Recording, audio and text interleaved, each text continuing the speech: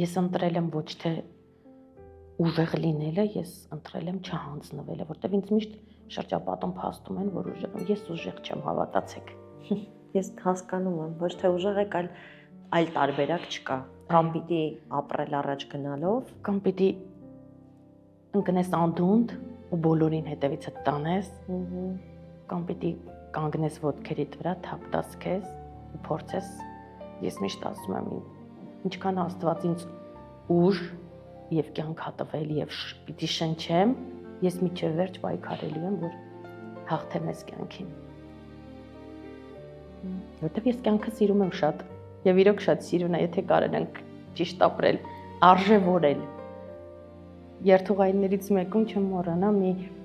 բալիկ անդադ հարցեր ա տալի. «Մամա, ինչու է այսպես, մամա»։ Այս կին ասաց, որ բավական է, ինչքան շատ ես խոսում։ Ես հիշում եմ, որ ասացի. «Իմ հետ կխոսես»։ Բալիկին ասաց այդ կինը, ինչու, ասացի. «Իսկ դու գիտեք, որ ես